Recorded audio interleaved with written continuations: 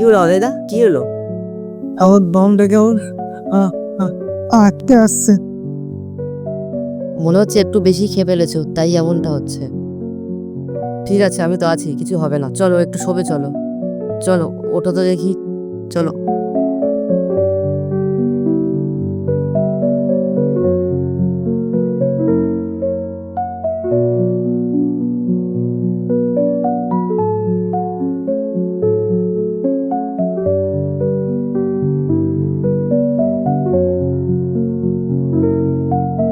কিচ্ছু হবে না রে অজয়দা, তোর কিছু হবে না, আমি তো আছি, তোর কিছু হবে না।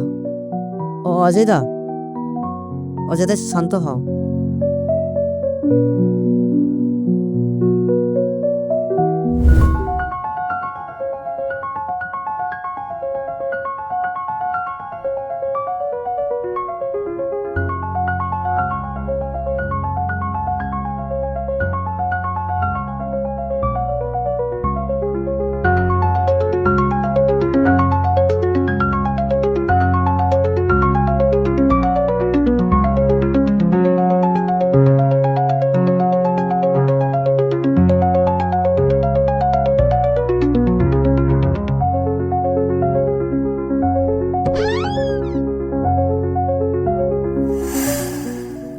কি গো শুনছ?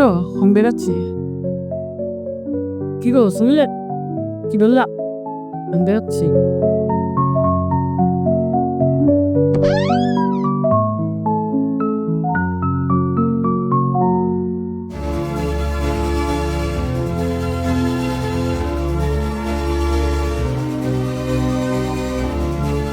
না, যাই স্নানটা করে আসি।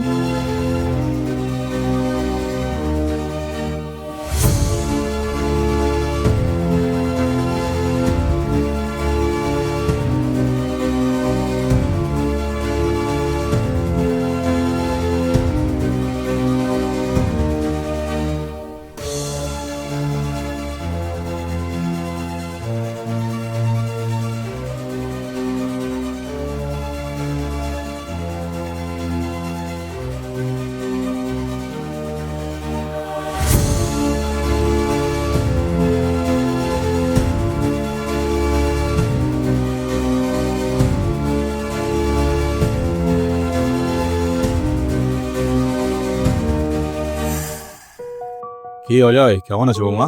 হ্যাঁ স্যার, ভালো আছে স্যার। একদিন নিয়ে এসো না অবশ্যই। হ্যাঁ স্যার, নিয়ে আসবো। অজয়, একটা খারাপ খবর দেওয়ার ছিল তোমায়। কি খালাত স্যার? আমি ভাবছি অজয়, আমি আমার ওয়াইফ দুজনেই ব্যাঙ্গালোরে ব্যাক করে নেব। হোটেল বিজনেসটা খুব একটা ভালো চলছে না।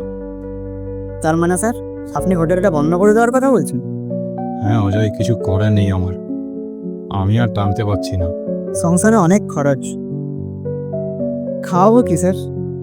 না অজয়, আমি আর পাচ্ছি না।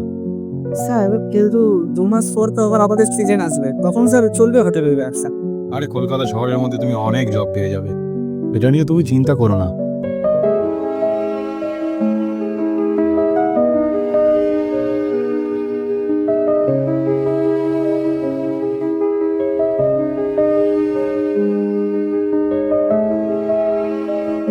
কি রে অজয়দা, হঠাৎ আমাকে ডাকলি?